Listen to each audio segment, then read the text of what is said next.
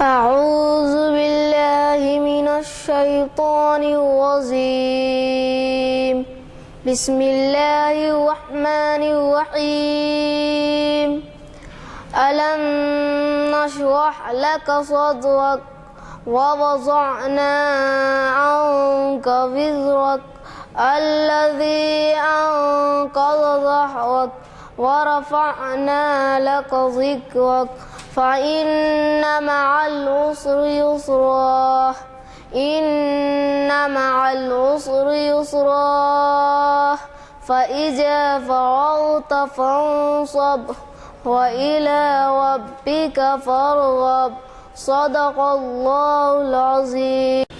جامع مسجد عالیہ کے conference hall میں بعد نماز عصر منعقد ہو رہی ہے اور اسے پروگرام کے مطابق پروفیسر محسن عثمانی ندوی صاحب مخاطب فرمانے والے تھے اور ان کا عنوان تھا شیخ شرف الدین یحییٰ منیری حیات و خدمات۔ بدقسمتی سے ہوا ہے کہ وہ 2 دن قبل ان کو ایک حادثہ ہوا موٹر سائیکل کے اوپر اور وہ اس وقت دواخانے میں شریک ہیں۔ انہوں نے کل کوشش کی ہمیں بتانے کی کہ یہ حادثہ ان سے 2-4 ہوئے ہیں اور ان کی جگہ ایک دوسرے صاحب کا انتظام کیا ہے انہوں نے، مگر وہ ریسیو نہیں کیا جا سکا کال ان کا۔ نتیجہ یہ ہوا کہ اخباروں میں پھر انہی کے نام سے شائع ہو گیا۔ تو آج ہمارے ہاں اس سے پہلے بھی آپ سے مخاطب ہوئے ہیں اسلامک اسٹڈیز کے اسکالر محمد منیر صاحب، وہ جو ہے مخاطب محمد ادریس صاحب وہ مخاطب فرمانے والے ہیں، لیکن شاید ٹریفک کی وجہ سے وہ راستے میں پھنس گئے ہوں گے، اس لیے جو ہے وہ آج یہاں پہ محفل میں شاید دیر سے پہنچیں گے۔ ان کا سیل نمبر بھی ہمارے پاس نہیں ہے، اگر ہوا تو شبیر صاحب کوشش کر کے سیل پہ کانٹیکٹ کریں گے ان سے۔ لیکن ظاہر ہے کہ یہ قیمتی لمحات کو ہم کسی نہ کسی طریقے سے استعمال کرنا مناسب سمجھیں گے، تو ان کے آنے تک مجھے ابھی ایک ڈائری شب و روز جماعت اسلامی والوں کی طرف سے ہدیتاً اس مسجد کو دی جاتی ہے وصول ہوئی ہے۔ اس میں چند عنوانات ایسے ہیں کہ وہ دیکھنے کے بعد مجھے محسوس ہوا کہ ان عنوانات سے آپ کی بھی واقفیت ضروری ہے۔ خیر، اس میں دینی معلومات بہت سی ہیں، اس کے لیے تو آپ کا موقع ہے پڑھنے کا اور اس کے اسٹڈی کا، لیکن کچھ ایسی معلومات بھی ہیں جن سے ظاہر ہے کہ استفادہ کرنا ہمارے لیے بہت مناسب ہوگا۔ وہ آ چکے ہیں، نماز پڑھ رہے ہیں، تو ایسے میں صرف ایک ایسا اقتباس سنا دیتا ہوں جو آپ کے لیے مفید ہوگا۔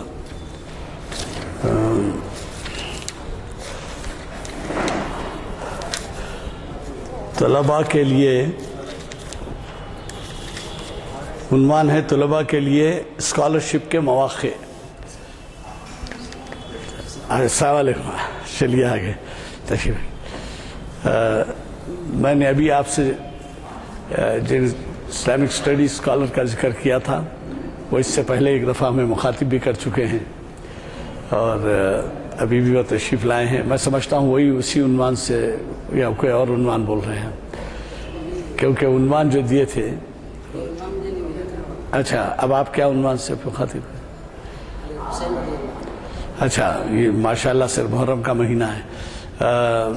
ہوا یہ کہ محسن صاحب جو اس وقت دواخانے میں شریک ہیں وہ شاید آپ سے گزارش کیے تھے کہ آپ مخاطب کریں، لیکن عنوان شاید انہوں نے نہیں دیا۔ تو آج کا عنوان حضرت سیدنا حسین رضی اللہ تعالیٰ عنہ کے عنوان سے وہ مخاطب کریں گے آپ کو، اور وہ بقیہ تمام چیزیں آپ انہی سے سنیں۔ وہ اسلامک اسٹڈیز کے اسکالر ہیں۔ آپ کا تعلق اس سے ہے شاید؟ جی، جامع نظامیہ۔ جامع نظامیہ سے ہیں، اور ظاہر ہے کہ آپ کو اندازہ ہے کہ جامع نظامیہ سے ہمیں کئی مرتبہ علماء مخاطب کر چکے ہیں، مفتی مخاطب کر چکے ہیں، تو میں ان سے بغیر وقت زیادہ لیے کہ گزارش کروں گا کہ وہ سہ نشین پر تشریف لائیں اور مخاطب. السلام علیکم ورحمۃ اللہ وبرکاتہ.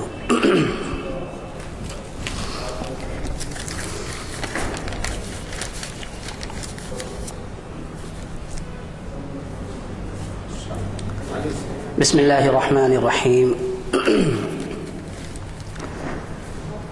نحمده ونصلي على رسوله الكريم اما بعد. فقد قال الله تعالى في كلامه المجيد والفرقان الحميد: فأعوذ بالله من الشيطان الرجيم بسم الله الرحمن الرحيم. وتلك الأيام نداولها بين الناس وليعلم الله الذين آمنوا ويتخذ منكم شهداء والله لا يحب الظالمين. صدق الله العظيم.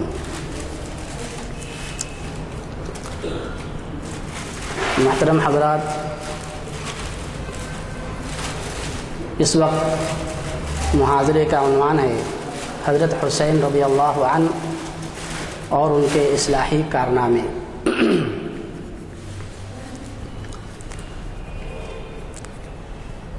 اس وقت آپ حضرات کے سامنے اجمالی طور پر دو باتیں رکھنے کی ہیں. چونکہ موضوع کا عنوان تاریخ سے متعلق ہے تو تاریخ سے متعلق دو باتیں ذہن میں رہنے کی ہیں. واقعات جو بیان کیے جاتے ہیں ان واقعات میں دو پہلو ہیں.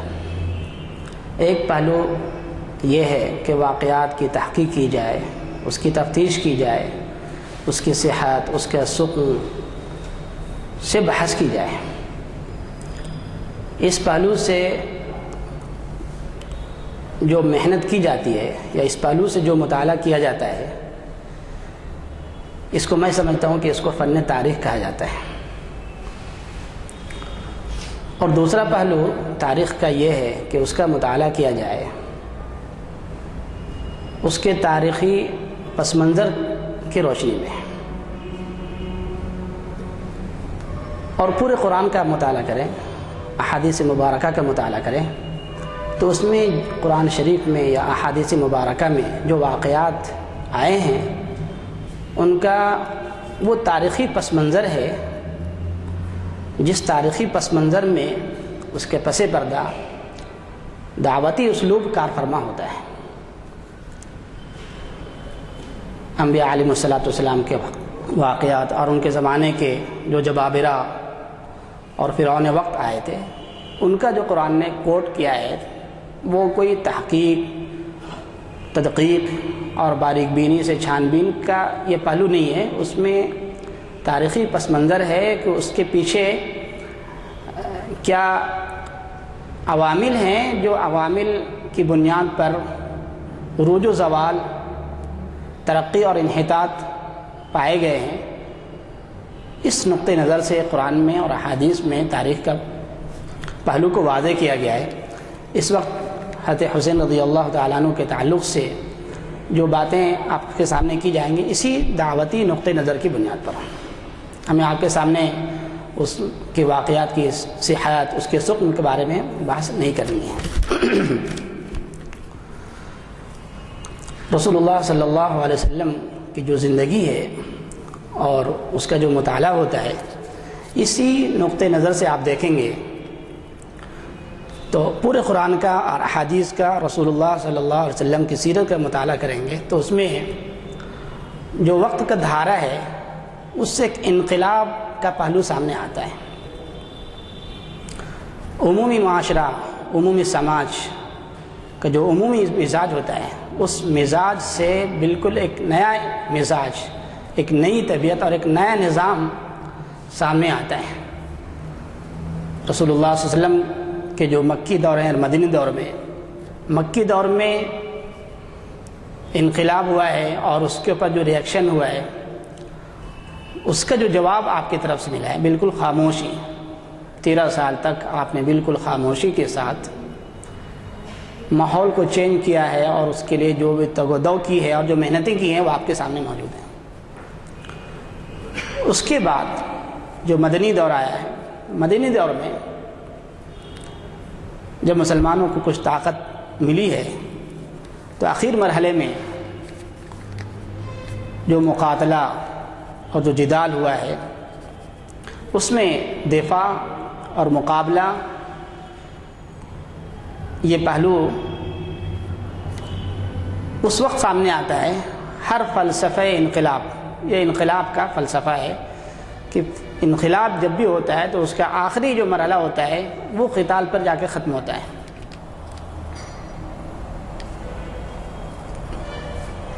آپ صلی اللہ علیہ وسلم کے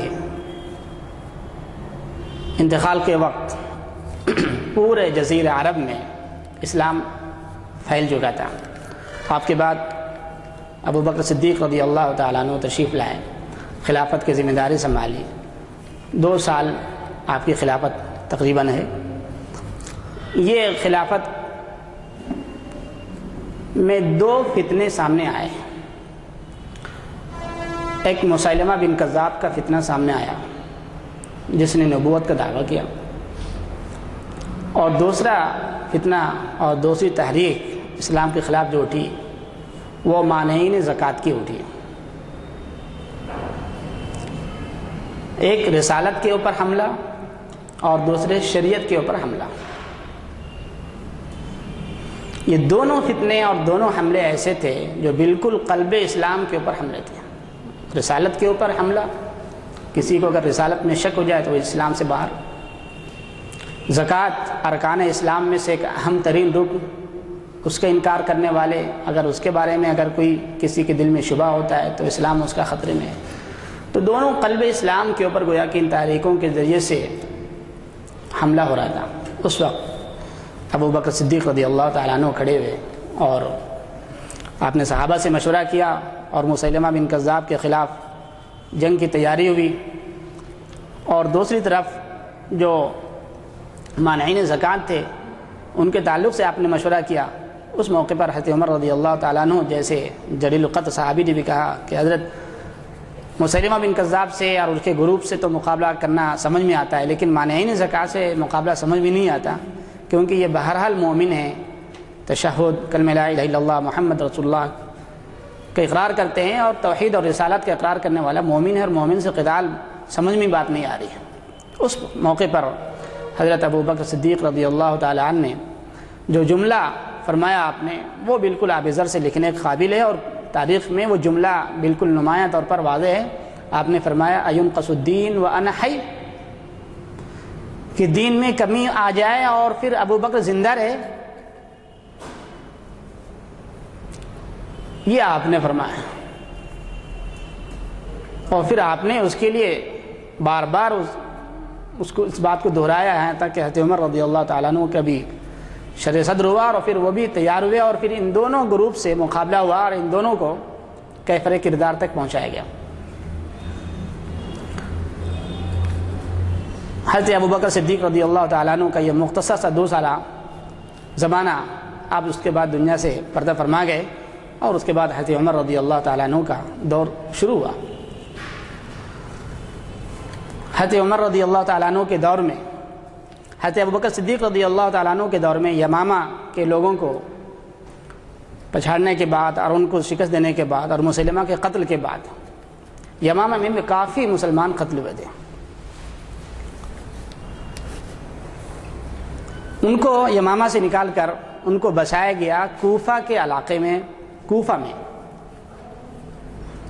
چونکہ یہ مسیلمہ بن کذاب اور ان کا گروپ جو پورا قبیلہ تھا یہ بہت جنگجو قبیلہ تھے، ان کو وہاں سے نکال کر کوفہ میں بسایا گیا، چونکہ کوفہ اور اس کے بعد پھر ایران اور وہاں سے روم جنگیں ہو رہی تھی مسلمانوں کی، تو ان کے اندر جو قوت جنگ تھی اس کے استعمال کے لیے صحابہ نے مشورے کر کے ان کو وہاں بھیجا کہ ان علاقوں میں ان کو بسایا جائے تاکہ اگر کبھی ضرورت پڑے تو ان کے مقابلے میں ان کو بھیجا جائے۔ حضرت عمر رضی اللہ تعالیٰ عنہ کے زمانے میں فتوحات کا سلسلہ شروع ہوا اور بالکل سنہرا دور آیا۔ اس زمانے میں حضرت عمر رضی اللہ تعالیٰ عنہ نے یہ کوفہ اور بصرہ یہ دو علاقوں کو آپ نے اسلامی فوجی کی چھاونی بنائی آپ نے. تو اس چھاونی سے ان کو تقویت بھی ملی اور وہاں سے پھر مقابلہ کرنے کے لیے ان کو بڑی آسانی ہوئی. اس کے بعد حضرت علی رضی اللہ تعالیٰ عنہ کا جب دور آیا تھا حضرت عثمان کے بعد، تو حضرت علی رضی اللہ تعالیٰ عنہ نے تو اپنی خلافت کا جو مرکز بنایا وہ بالکل کوفہ ہی بنایا، کہ وہاں سے رومیوں کا اور وہاں سے ایران پر اور اس کے اطراف میں جتنے ممالک ہیں ان پر حملہ کرنا اور ان کو اسلام کی دعوت پہنچانا آسان ہو. یہ پورا کوفہ میں یمامہ کے لوگ بس گئے اور اس کے بازو میں ایران کے لوگ اسلام قبول کر لیے. لیکن اس قوم کی ہر قوم کی ایک طبیعت ہوتی ہے، جیسے عرب قوم کی ایک طبیعت ہے سادگی، ان کے اندر ڈپلومیسی نہیں پائی جاتی. اس کے بالکل اپوزٹ ایران کی طبیعت میں ڈپلومیسی پائی جاتی ہے، شاہیت کی طبیعت پائی جاتی ہے، نسل پرستی کی طبیعت پائی جاتی ہے. یہ ہر قوم کا ایک مزاج ہے. صدیوں سے ان کے ہاں شاہی نظام چلتا آ رہا تھا، نسل در نسل ان کے ہاں نظام چلا آ رہا تھا حکومت کا. تو حکومت کی باغ ڈور ان تمام چیزوں کی ان کے اندر ایک تجربہ زمانے سے اور یہ ایک سلسلہ ان کے یہاں چلتا چلا آ رہا تھا. پورے جزیرۃ العرب میں اسلام پھیلا اور وہاں سے یہودیوں کو ہٹایا گیا، اور یمامہ کے لوگ جو اٹھے نبوت کا دعویٰ کیا ان کو وہاں سے ہٹایا گیا اور کوفہ میں بچایا گیا. اور کوفہ کے بعد ایران کے لوگ جو مسلمان ہوئے، تو حضرت عمر رضی اللہ تعالیٰ عنہ کے دور تک بالکل معاملہ بالکل صحیح سالم اسلام پھیلتا چلا جا رہا تھا. حضرت عثمان غنی رضی اللہ تعالیٰ عنہ کے زمانے میں فتنہ تھوڑا سا شروع ہوا. فتنہ یہ شروع ہوا کہ عبداللہ بن سبا یہودی جس نے اسلام قبول کیا، اس نے اسلام کے خلاف سازشیں کرنا شروع کی اور اس نے ایک شوسہ چھوڑا. شوسہ یہ چھوڑا اس نے کہ آپ صلی اللہ علیہ وسلم کے بعد حضرت ابو بکر صدیق رضی اللہ تعالیٰ عنہ خلیفہ بنے. حضرت ابو بکر صدیق رضی اللہ تعالیٰ عنہ قبیلہ قریش کے نہیں تھے، آپ کا تعلق بنو تیم سے تھا. آپ کے بعد حضرت عمر رضی اللہ تعالیٰ عنہ بنے، آپ کا تعلق قبیلہ بنی عدی سے تھا. اس کے بعد حضرت عثمان غنی رضی اللہ تعالیٰ عنہ بنے، ان کا تعلق بنو امیہ سے تھا. یہ جو ایران میں نسل پرستی اور شاہی جو نظام تھا، ان لوگوں میں اس بات کو اس نے چھیڑا اور ان کے ذریعے سے بات کو مکے میں، مدینے میں، شام میں ہر جگہ اس نے بات چلائی کہ رسول اللہ صلی اللہ علیہ وسلم بنو ہاشم کے ہیں اور آپ کے آل بیت موجود ہیں، حضرت علی موجود ہیں، یہ خلافت کے مستحق تھے. پھر یہ ایسا کیسے ہوا اسلام میں کہ آپ کے بعد ابو بکر آ گئے اور ابو بکر کے بعد عمر آ گئے اور پھر ان کے بعد بنو امیہ میں خلافت چلی گئی؟ یہ تو حق حضرت علی کا تھا. یہ اس نے عرب میں اب تک یہ بات تھی، قبائل کی تقسیم تھی، وہ ایک کمزوری اس وقت بھی تھی، لیکن وہ چونکہ اسلام اور اسلام کی شان سے وہ چیز دبی ہوئی تھی، اس نے اسی کمزور رگ کو پکڑا اور اس نے اچھالا اس بات کو، اور پھر یہیں سے اتنی بات اس نے بالکل ماسٹر مائنڈ کی طرح سے اس بات کو استعمال کیا اور پوری عرب میں اس بات کو پھیلایا، یہاں تک کہ کچھ لوگوں کو اس نے اس کے خلاف کھڑا بھی کر دیا. اور اسی کا نتیجہ تھا کہ کچھ بلوائی تیار ہوئے اور حضرت عثمان غنی رضی اللہ تعالیٰ عنہ کے پاس آ گئے اور احاطہ کیا گھر کا، اور پھر وہ واقعہ سامنے آیا جس کو فتنہ کبریٰ کہا جاتا ہے، اور حضرت عثمان غنی رضی اللہ تعالیٰ عنہ کی شہادت ہو گئی. اس شہادت کے وقت حضرت علی رضی اللہ تعالیٰ عنہ اپنے دونوں فرزند حضرت حسن حضرت حسین کو دروازے کے اوپر کھڑا کر رکھا تھا کہ کوئی بلوائی داخل نہ ہو سکے، اور پھر کسی بلوائی کی جرت بھی نہ ہوئی. وہ دروازے کے پیچھے کے حصے سے آ کر کے گھر کے اوپر سے چھت کے اوپر چڑھ کر کے وہ حضرت عثمان غنی رضی اللہ تعالیٰ عنہ کی شہادت ہوئی. بہت حملے ہوئے. اس کے بعد یہ جو مائنڈ کام کیا تھا، اس پہ ہی آپ غور کریں، وہ جو سلسلہ شروع تھا اس سلسلے میں جو دراڑ آئی ہے اور جس کی بنیاد بنائے گی نسل پرستی اور قبیلے کو جو اس نے شوزہ بنایا، یہیں سے بات کچھ لوگوں کے ذہن میں آئی اور حضرت عثمان کی شہادت کے بعد حضرت علی بنے اور حضرت علی کو بھی لوگوں نے کوفہ میں شہید کیا۔ آپ ان کے بعد حضرت حسن رضی اللہ تعالیٰ عنہ آئے۔ حضرت حسن کے 6 مہینے کی تقریباً خلافت ہے، اس کے بعد حضرت معاویہ رضی اللہ تعالیٰ عنہ نے ان سے معاہدہ کیا اور پھر خلافت پوری کی پوری حضرت معاویہ رضی اللہ تعالیٰ عنہ کے ہاتھ میں چلی گئی، اور جو فتنہ حضرت عثمان غنی رضی اللہ تعالیٰ عنہ کے دور میں تھوڑا ابھرا اور پھر حضرت علی کے زمانے میں خوارج اور شیعہ کا جو گروپ تقسیم ہوا، یہ فتنے اب دب گئے۔ حضرت حسن سے معاہدے کے بعد 19 سال تک حضرت امیر معاویہ رضی اللہ تعالیٰ عنہ خلافت پر رہے۔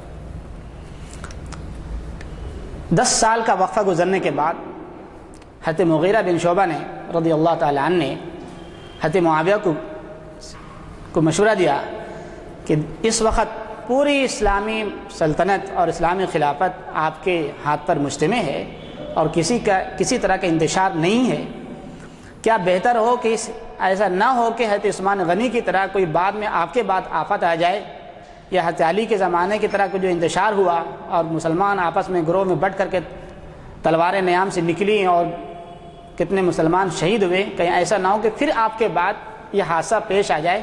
اس لیے بہتر ہے کہ آپ اپنی حیات ہی میں آپ اپنے فرزند یزید کو آپ اس کے ذمہ دار بنا دیں۔ شروع میں آپ کو تذبذب ہوا، لیکن جب رائے آئی تو تھوڑی دیر آپ کو سمجھنے کا سوچنے کا موقع ملا اور آپ کے ذہن میں یہ بات آ گئی کہ امت کی بھلائی اسی میں ہے کہ میں اپنی موجودگی میں تمام لوگوں سے اپنے بیٹے کے حق میں بیعت لے لوں۔ اس پر آپ نے بات چلائی۔ بات چلانے میں زمین ہموار کی گئی اور ہر طرح سے بات ہوئی، تقریباً لوگوں نے بات مان لی۔ اس میں سے صرف 5 ایسے اصحاب رسول صلی اللہ علیہ وسلم تھے جنہوں نے بات کو نہیں مانا، کہا ایسا نہیں ہو سکتا۔ اس میں سے سر فہرست حضرت عبد الرحمن بن ابو بکر رضی اللہ تعالیٰ عنہ کے فرزند عبد الرحمن، حضرت عمر رضی اللہ تعالیٰ عنہ کے فرزند عبداللہ بن عمر رضی اللہ تعالیٰ عنہ، حضرت عباس کے فرزند عبداللہ بن عباس، اور حضرت زبیر رضی اللہ تعالیٰ عنہ کے فرزند عبداللہ بن زبیر، اور حسین بن علی۔ یہ 5 اصحاب ہیں جنہوں نے کلیتاً انہوں نے انکار کیا کہ یہ نہیں ہو سکتا کہ خلافت موجودگی میں آپ ولی عہدی کا منصب آپ قائم کریں۔ چنانچہ 5 صحابہ نے انکار کیا اور بیعت کے تعلق سے کلیتاً انکار کر دیا۔ چونکہ بیچ میں یہ بات آئی تھی، 10 سال کے بعد آئی، اور اس کے بعد آپ 9 سال اور حضرت امیر معاویہ رضی اللہ تعالیٰ عنہ خلافت میں رہے، لیکن جب یہ ریئیکشن ہوا تو اس کے بعد آپ تھوڑے دنوں کے لیے خاموش ہو گئے۔ اسی درمیان میں حضرت عبد الرحمن بن ابو بکر رضی اللہ تعالیٰ عنہ کے فرزند کا انتقال ہو گیا۔ بچے عبداللہ بن عمر رضی اللہ عنہ اور عبداللہ بن عباس رضی اللہ تعالیٰ عنہ۔ یہ دونوں حضرت حسین کے مقابلے میں اور عبداللہ بن زبیر کے مقابلے میں عمر میں بڑے تھے۔ انہوں نے امت میں اختلاف سے بچنے کے لیے حضرت یزید کے ہاتھ میں بیعت کر لی کہ امت میں انتشار نہ ہو، اختلاف نہ ہو، اس لیے یہ دونوں حضرت یزید کی خلافت کو تسلیم کر لیا۔ اب بچے حضرت عبداللہ بن زبیر اور حسین بن علی رضی اللہ عنہ۔ عبداللہ بن زبیر انہوں نے انکار بھی کیا، اور انکار کر کے وہ مکے میں انہوں نے خلافت کا دعویٰ کیا اور مکے کے لوگ ان کے ہاتھ پہ بیعت کر لیے، جن کا واقعہ بہت تفصیل کے ساتھ حجاج بن یوسف کے ساتھ آتا ہے کہ مروان عبد الملک بن مروان کے زمانے میں حجاج بن یوسف کمانڈر بن کر آئے اور حضرت عبداللہ بن زبیر رضی اللہ تعالیٰ عنہ کو انہوں نے شہید کیا۔ حسین بن علی رضی اللہ تعالیٰ عنہ مدینے میں تھے، عبداللہ بن زبیر مکے میں تھے۔ مکے میں انہوں نے خلافت کا اعلان کیا اور مکے کے لوگ ان کے ہاتھ پر بیعت کر لیے۔ حسین بن علی رضی اللہ تعالیٰ عنہ، ان کو کوفہ کے لوگوں نے خطوط بھیجے، ایک خط نہیں ہزاروں خطوط آئے کہ آپ آئیں، ہم لوگ سر آنکھوں پر ہم آپ کو بیٹھائیں گے اور بصر و چشم آپ کی بیعت کو ہم قبول کرتے ہیں، ہم آپ کے ہاتھ پر بیعت کرتے ہیں۔ ایک خط نہیں، کئی خطوط آئے۔ یزید کی طرف سے بار بار اصرار تھا کہ آپ جو ہے بیعت آپ قبول کر لیں، لیکن آپ نے قبول نہیں کیا، اور کوفہ کے لوگوں نے بار بار جو خطوط لکھے تو اس پر آپ نے مسلم بن عقیل کو بھیجا حالات معلوم کرنے کے لیے۔ وہاں گئے تو ان کا بڑا استقبال ہوا، اور استقبال کے نتیجے میں انہوں نے خبر بھیجی کہ یہاں کے لوگ سے اطمینان ہے، آپ آ جائیں اور بیعت لوگوں کے ہاتھوں میں، لوگ آپ کے ہاتھوں بیعت کر لیں گے۔ جب یہ خبر پہنچی اور حضرت حسین رضی اللہ تعالیٰ عنہ مدینے سے نکلے، بیچ راستے میں مسلم بن عقیل کو قتل کر دیا گیا۔ جب حضرت حسین پہنچ رہے تو کوفہ کی جو سرحد ہے، جو کربلا کے میدان کے بعد شروع ہوتا ہے، وہیں سے ان کو روکا گیا۔ کوفہ کا گورنر اس وقت ابن زیاد کو کوفہ کا گورنر بنایا گیا تھا۔ اس نے کمانڈر کو بھیجا کہ حسین بن علی کو روکو، کیونکہ لوگ اس وقت تک کوفہ کے لوگ بہت ہی اس پر تھے کہ بیعت کر لی جائے گی، تو اس کو خطرہ ہوا، اور اس نے کہا کہ ایسا ہے کہ تم پہلے میرے ہاتھ پر بیعت کر لو۔ حضرت حسین رضی اللہ تعالی عنہ نے انکار کیا اور کوفہ میں داخل ہونے پر اصرار کیا۔ وہ کئی مرتبہ ان کی فوج نے روکا، یہاں تک کہ آپ کربلا کے میدان میں آپ پہنچے اور وہاں پر آپ خیمہ زن ہو گئے۔ چاروں طرف سے ابن زیاد کی فوج آئی اور گھیراؤ ڈالا۔ اس موقع پر جو حالات آئے ہیں وہ بہت ہی سنگین ہیں۔ جب حملے کی بات انہوں نے کی تو حسین ابن علی رضی اللہ تعالیٰ نے فرمایا کہ میں یہاں پہ جنگ کرنے کے لیے نہیں آیا، اگر جنگ کرنا مقصود ہوتا تو میں اپنے بچوں کے ساتھ نہیں آتا، میں اپنے گھر کی عورتوں کو لے کر نہیں آتا، اس لیے میں جنگ کے لیے نہیں آیا۔ اگر تم لوگ جنگ کرنا چاہتے ہو تو مجھے آزاد کر دو، میں یہ ایران اور یہاں رومیوں سے جو جنگ ہو رہی ہے، خراسان والوں سے جنگ ہو رہی ہے، میں وہاں چلا جاتا ہوں اور میں وہاں جا کر شہید ہو جاتا ہوں۔ لیکن اس نے اس بات کو بھی قبول نہیں کیا، اور پھر اس کے بعد دوسری رائے دی آپ نے کہ اگر یہ نہیں ہے آپ کو قبول تو پھر مجھے مدینہ واپس ہونے کا موقع دیا جائے۔ اس نے یہ بھی شرط منظور نہیں کی۔ پھر آپ نے یہ بھی کہا کہ مجھے یزید کے پاس لے کر جاؤ، میں وہاں براہ راست ان سے گفتگو کروں گا۔ اس پر بھی وہ تیار نہیں ہوا۔ واللہ عالم اس کے پیچھے کیا راز تھا۔ یہ تینوں شرطیں منظور نہیں کی ان لوگوں نے، اور نتیجہ یہ ہوا کہ مقابلہ ہوا، اس میں حضرت حسین ابن علی رضی اللہ تعالیٰ عنہ کی شہادت کا واقعہ ہوا، جس کو شہادت کربلا کہتے ہیں، جو 10ویں محرم کو ہوا۔ اس شہادت کے تعلق سے مجھے جو بات کرنی ہے، اس میں 3 نقطے نظر پائے جاتے ہیں۔ ایک نقطہ نظر یہ ہے جس کے اکثر اہل تشیع شیعہ حضرات جس نقطہ نظر کے حامل ہیں، اور کچھ ہمارے اہل سنت کے مسلمان جن کا مطالعہ کچھ بہت زیادہ گہرا اس تعلق سے اگر نہیں ہوتا ہے، تو وہ لوگ بھی اس کے تعلق سے جو نظریہ رکھتے ہیں وہ یہ ہے کہ حضرت حسین نے اس شہادت کے ذریعے سے اسلام کو پھر سے زندہ کیا ہے۔ اور ایک محمد علی جوہر کا یہ شعر ہے کہ قتل حسین اصل میں مرگ یزید ہے، اسلام زندہ ہوتا ہے کربلا کے بعد، ہر کربلا کے بعد۔ تو یہ جو شعر ہے یہ اصل میں میرے ناقص مطالعے کی روشنی میں، ہو سکتا ہے دوسروں کا آپ کا کچھ زیادہ مطالعہ ہو، اس نقطۂ نظر پہ تھوڑا تأمل ہے مجھے۔ دوسرا نقطۂ نظر ہے کہ جس کے اکثر کہ یہ بنو ہاشم کا حق تھا حکومت کا اور بیعت کا، جو پروپیگنڈا کیا گیا تھا کہ بنو امیہ کے لوگ یہ کہاں سے آ گئے، جس پر عبداللہ بن زیاد نے پورا معاملہ کھڑا کیا، اور اس کے تعلق سے یزید کے تعلق سے کہا جاتا ہے کہ یزید نہ تو شراب کے عادی تھے، نہ ہی موسیقی کے رسیہ تھے، یعنی ان کی لائف کے بارے میں بتایا جاتا ہے کہ یزید، یعنی یہ نقطہ نظر یزید کے تعلق سے ہے کہ یزید کا حق تھا خلافت کا، یہ بنو امیہ کا حق تھا، بنو ہاشم کے لوگوں کا حق نہیں تھا یہ.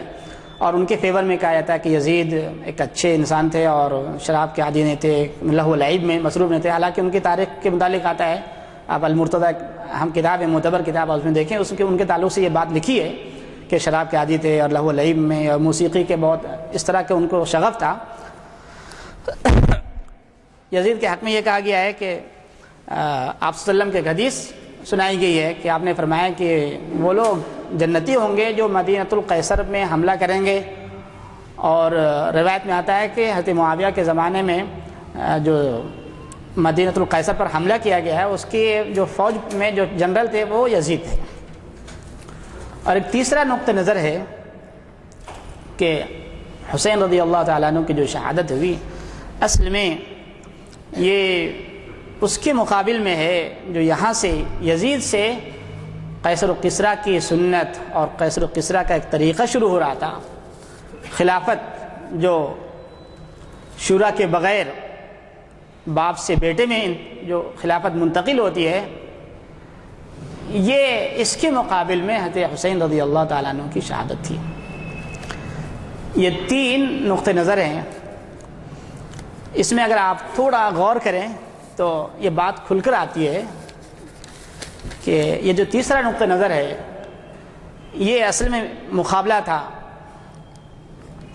اسلام نے اسلام کی کچھ بنیادیں ایسی ہیں جن بنیادوں کی میں اگر کچھ رکھنا ڈالا جائے تو اس کے لیے ہزاروں جانیں قربان کرنا آسان ہے انسان کے لیے.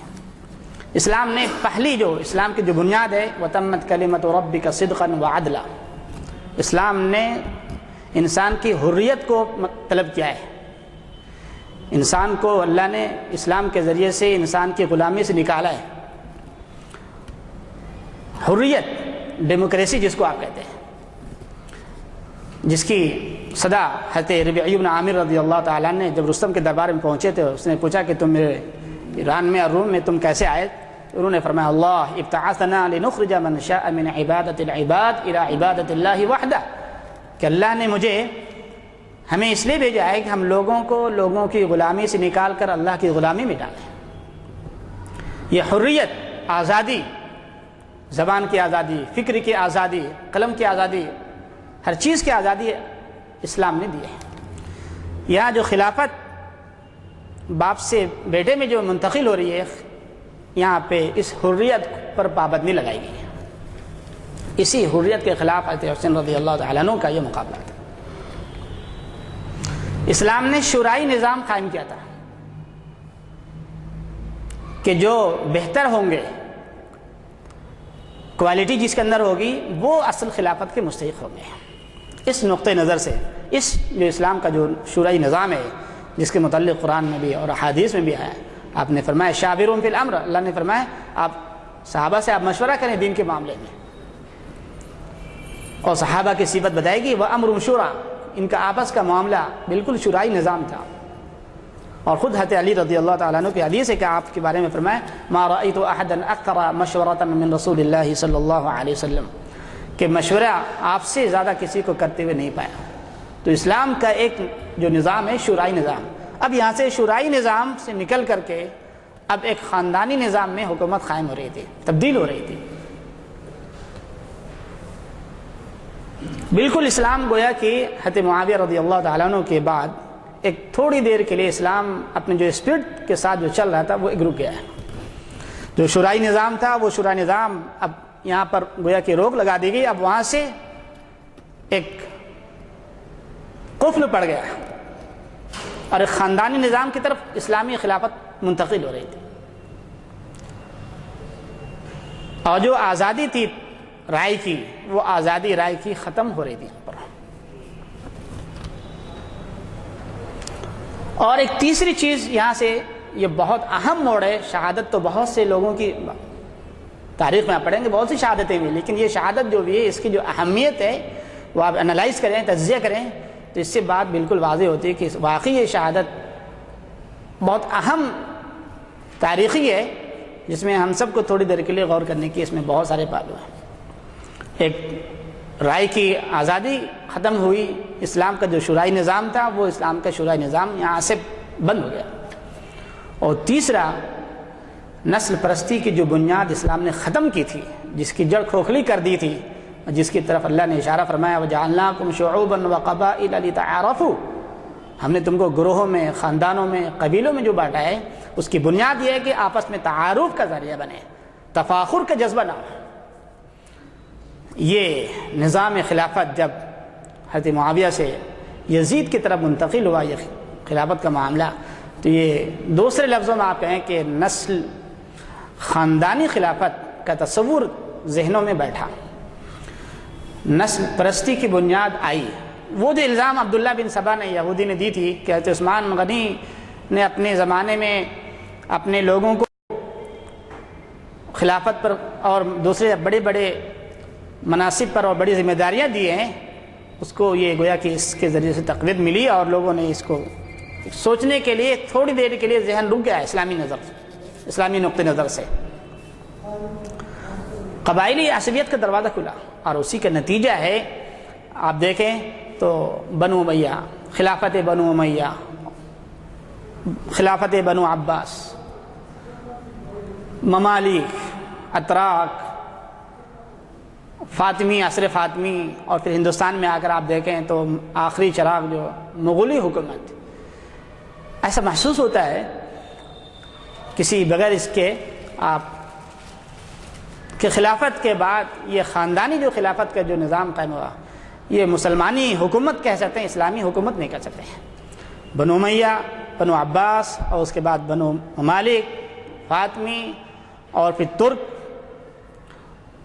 اور پھر ترک میں آپ آئیں گے تو دیکھیں گے تو ایک عجیب طرح کا انقلاب، لسانی عصبیت بھی وہاں پر آئی گئی ہے، لسانی عصبیت۔ خلافت ترکی میں قائم ہے، مگر اب ترکی زبان مکہ مدینے میں تھوپی گئی تھی، اور پوری تاریخ اس کی آپ دیکھیں۔ اور اس وقت جو ہمارے آپ کے سامنے جو عالم عرب میں جو حالات ہیں اور جو انقلابات جو ہو رہے ہیں، اس کے پیچھے آپ دیکھیں تو وہی نسل پرستی اور خاندانی نظام۔ یہ ممالک اسلامیہ ہے، شاید اس کا نام دینا صحیح نہ ہو میری نظر میں، ممالک مسلمہ تو کہہ سکتے ہیں، مسلم ممالک، اسلامی ممالک نہیں کہہ سکتے، اسلامی ممالک نہیں۔ اسلام میں شورا ہے، اگر پبلک نہیں چاہ رہی ہے تو میں سمجھتا ہوں کہ آدمی کو دستبردار ہو جانی چاہیے۔ یہاں سے نقطۂ نظر بدلا اور یہاں سے دین میں اباحیت، اور پھر یہی وہ ہے کہ جس میں ہجو کا ایک فن شروع ہوا۔ جب خلافت خاندان میں منتقل ہوئی تو ہجو، اختل اور جریر اور فرزدق، یہ امویہ دور کے بہت تین اہم بڑے شاعر مانے جاتے ہیں۔ ان میں آپس میں ایک دوسرے کے بنو ہاشم اور بنو امیہ، ان دونوں کے خلاف ایک دوسرے کو بھڑکایا گیا۔ یزید اختل جو عیسائی تھا، نصرانی تھا، اس کو اس نے درباری شاعر بنا کر کے اس کو خلافت، اس کو ہر طرح سے نوازا، اور اس نے بنو ہاشم کے خلاف اشعار کہنے، ہجو میں اشعار کرنے کا اس نے بالکل کھلی اجازت دی۔ ظلم اگر ہو رہا ہے تو ظلم اور خاموشی یہ بھی ظلم ہے۔ تاریخ میں لکھا ہے کہ یزید کا ہاتھ نہیں تھا شہادت حسین میں، یہاں تک کہ جب ان کا سر پہنچا تو اس نے ایسے الفاظ کہے جس سے تاثر اور جس سے ایک یہ محسوس ہوا کہ وہ اس فیور میں نہیں تھا، لیکن اس کے بعد جن لوگوں نے اس طرح کا ارتکاب کیا ہے ان کو کیفر کردار تک پہنچانے کی کوئی بھی اقدام نہیں ہوا۔ اور پھر مدینے کو 3 دن تک مباح کیا گیا، مسجد نبوی بند ہوئی، نہ اذان نہ نماز، اور اباحیت کا دروازہ وہاں پر کھلا۔ یہ سب جو فساد آیا ہے اسلامی سلطنت میں اور اسلامی دور میں، وہ اس کی ایک مین پوائنٹ ہے کہ خلافت خاندان کی طرف جو منتقل ہوئی، یہاں سے تمام جڑیں، اسلام کی جڑیں جو کھوکھلی ہو گئی۔ جو اسلامی اقدار تھیں، اخلاقی قدریں تھیں، وہ اخلاقی قدریں پامال ہونے لگی، ایک دوسرے کے اوپر زبان درازی شروع ہو گئی۔ یہ مین پوائنٹس ہے جس کی بنیاد پر یہ تمام چیزیں۔ اور پھر ایک تیسری چیز، خلافت میں، حکومت اسلامیہ میں جو مال امت کا مال تھا، اب وہ مال امت کا تصور ختم ہونے لگا۔ اب وہاں سے ایک جو وقت کے ذمہ دار ہیں بیٹھے ہوئے ہیں چیئر میں، ان کا وہ مال سمجھا جانے لگا، اور وہیں سے پھر وہ تمام اپنے فیور میں کرنے کے لیے لوگوں پر ہدیے تحائف. کیا آپ نے تاریخ میں کبھی پڑھا کہ حضرت ابوبکر صدیق رضی اللہ تعالی عنہ نے بڑے بڑے فقہا کو اور بڑے بڑے علماء کو نوازا ہے، یا بڑے بڑے شعراء کو نوازا ہے؟ حضرت عمر رضی اللہ تعالیٰ عنہ کے دور میں کبھی آپ نے سنا؟ حضرت عثمان غنی کے دور میں سنا؟ نہیں سنا. لیکن اموی دور میں، عباسی دور میں حضرت ہارون رشید کے متعلق جن کی بڑی خوبیاں، لیکن اس کے باوجود علماء کے پر نوازش، اتنی نوازشیں، آپ ایک مورخ کی حیثیت سے آپ دیکھیں تو ایسا محسوس ہوتا ہے کہ اس کے پیچھے ایک پورے فلسفہ ہے جس کی تائید کی جا رہی ہے. خاندانی نظام کے قیام اور اس کے لیے جتنی چیزیں ہیں وہ تمام چیزوں کی ہے.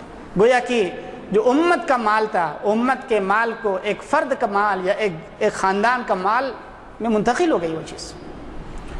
یہی وہ چیزیں تھیں جو تڑپا رہی تھیں حضرت حسین رضی اللہ تعالیٰ عنہ کو. ان کی دور رس نظر نے دیکھا اور اس کے ذریعے سے انہوں نے بغاوت کے انقلاب برپا کیا اور انہوں نے اپنی جان قربان کر دی. اس وقت بھی پوری دنیا میں، پورے دنیا اسلام میں جو سامنے آ رہی چیزیں، اس کے تعلق سے بھی ہم سب کو سوچنے کی ضرورت ہے کہ کیا یہ وہی چیز تو نہیں ہے. بالکل ایسا لگتا ہے جو اسلام نے جو نظام قائم کیا تھا اس سے مسلمان ہٹے، اور اس کے لیے پلاننگ کے ساتھ، ایک مہم کے ساتھ ایک نظام بنایا گیا ہے. آپ اس کے پیچھے اور تھوڑا ڈیپ میں جائیں گے، شاید بات اگر تلخ ہو جائے تو یہ میری ناقص مطالعے میں مجھے معاف کی جائے. جن لوگوں نے بغاوت کرنے کی کوشش کی، پوری ہسٹری میں آپ دیکھیں تو اسی دور میں علماء کا رخ اور ایسے لوگوں کا رخ جو ہے صوفی ازم کی طرف بھی پھیرا گیا ہے. اور جہاد کے اسپرٹ کو روکنے کے لیے بہت ساری چیزیں اپنائی گئی ہیں جس کو سوچنے کی ضرورت ہے. اس وقت جو باتیں سامنے آئیں اس کا مختصر یہ ہے کہ حضرت حسین رضی اللہ تعالیٰ عنہ نے جس موقع پر اپنے آپ کو کھڑا کیا حق کی حفاظت کے لیے اور اس کی پشت پناہی کے لیے، اس کے پیچھے یہ ساری چیزیں تھیں کہ اسلام نے جو نظام قائم کیا گیا، اسلامی نظام، وہ اسلامی نظام شورا کے اوپر، نسلی برتری اور نسلی عصبیت کو ختم کرنے کے اوپر، حریت رائے، آزادی کی رائے اسلام نے دی تھی، یہ ختم ہو رہا تھا. ان ساری چیزوں کو ان کی دورس نظر نے پہچانا تھا، جس کے لیے انہوں نے اپنی قربانی دی ہے. اور نہ صرف اپنی قربانی دی ہے بلکہ اپنے ساتھ ساتھ اپنے خاندان والوں کی قربانی دی ہے.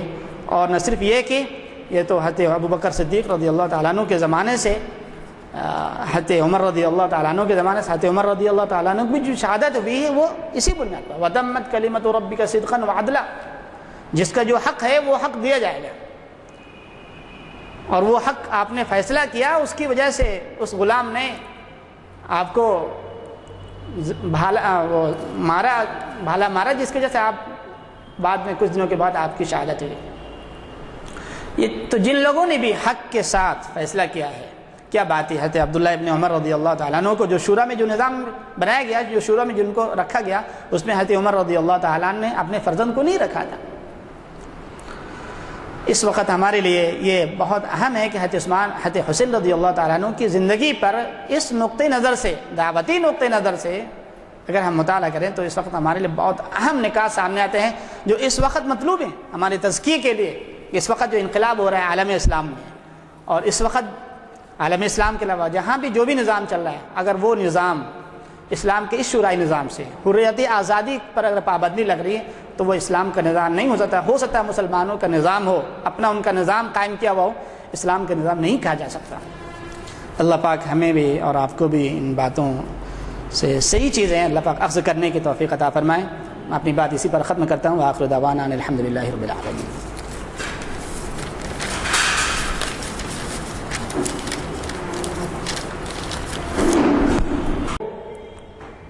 خلافت پر اور دوسرے بڑے بڑے مناصب پر اور بڑی ذمہ داریاں دی ہیں، اس کو یہ گویا کہ اس کے ذریعے سے تقویت ملی اور لوگوں نے اس کو سوچنے کے لیے تھوڑی دیر کے لیے ذہن رک گیا اسلامی نظر، اسلامی نقطۂ نظر سے.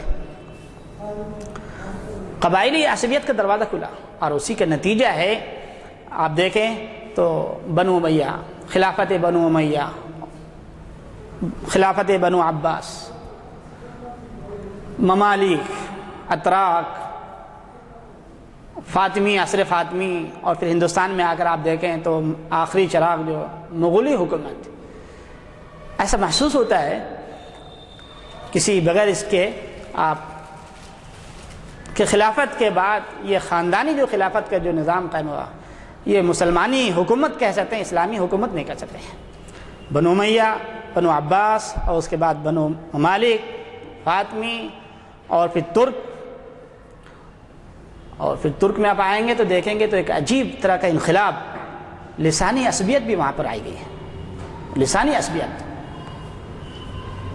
خلافت ترک میں، ترکی میں قائم ہے، مگر اب ترکی زبان مکہ مدینے میں تھوپی گئی تھی،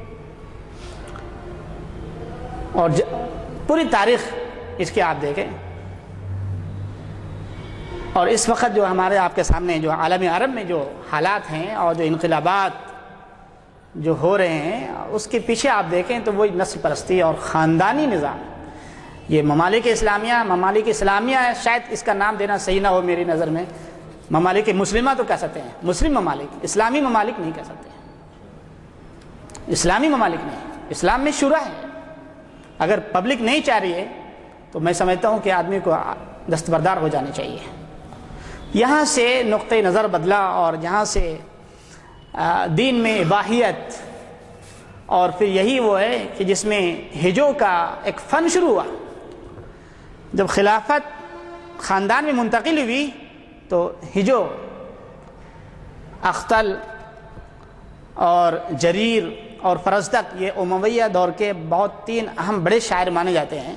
ان میں آپس میں ایک دوسرے کے بنو ہاشم اور بنو امیہ، ان دونوں کے خلاف ایک دوسرے کو بھڑکایا گیا۔ یزید اختل جو عیسائی تھا، نصرانی تھا، اس کو اس نے درباری شاعر بنا کر کے اس کو خلافت، اس کو ہر طرح سے نوازا، اور اس نے بنو ہاشم کے خلاف اشعار کہنے، ہجو میں اشعار کرنے کا اس نے بالکل کھلی اجازت دی۔